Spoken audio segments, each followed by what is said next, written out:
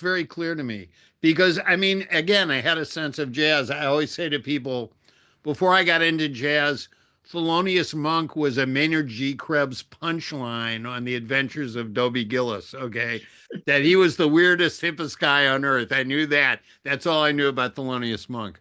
Um, I talked about listening to the radio, and a big hit in 1960 was "What I Say" Part Two by Ray Charles. Okay, I love this record.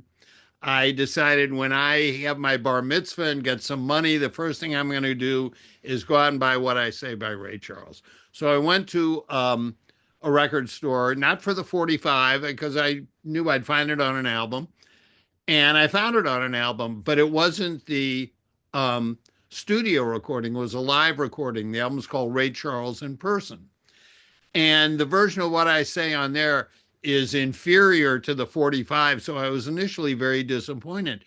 But the rest of the album, half were Ray Charles vocals, half were instrumentals by his 7-piece band.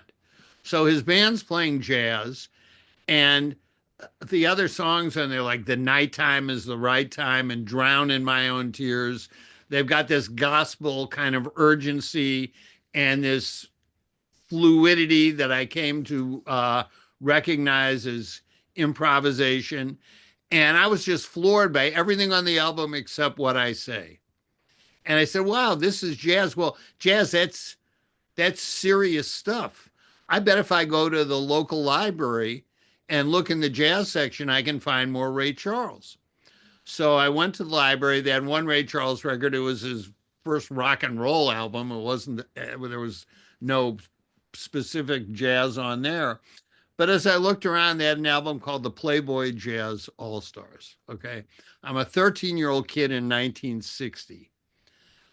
The Playboy Bunny logo is on the cover of the album. And, there are no pinups in there, but oh, Playboy, I got to take this home and listen to this. Okay.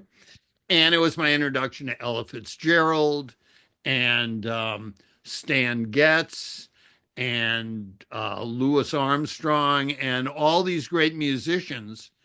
So I said,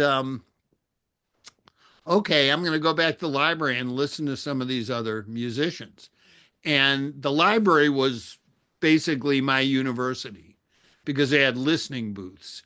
And they had a rule where when they had a new album added to the collection, you could take it out for 1 week for 15 cents.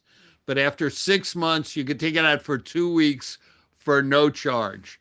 So I would go and take out the 6-month-old albums and listen to the new ones in the booth.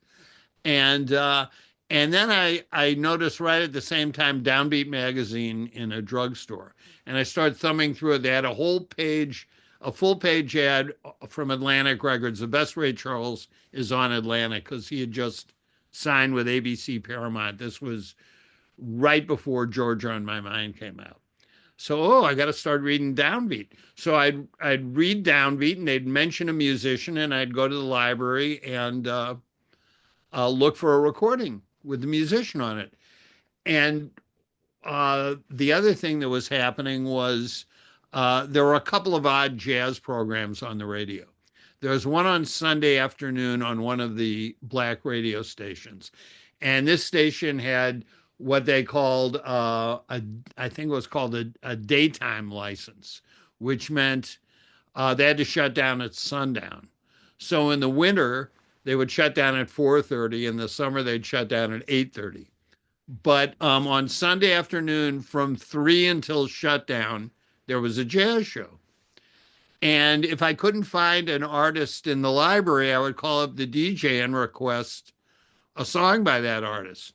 So after I did this a few times, I called and asked for Clifford Brown, the great trumpet player. And the DJ, who I became friendly with, Lou Times, or Lou Father Times, as he was known, said he loved Clifford Brown. He said something that shocked me. He said, if Clifford Brown were alive today, nobody'd be listening to Miles Davis. And I went, oh. And Miles Davis was from the St. Louis area. He said, "Look, if you ever find a Clifford Brown record, you come down to the station and bring it, and we'll play it on the air." So when I found a Clifford Brown record, I went down to the station, and I ended up doing this a few times with the DJ there, and that got me deeper and deeper into the music.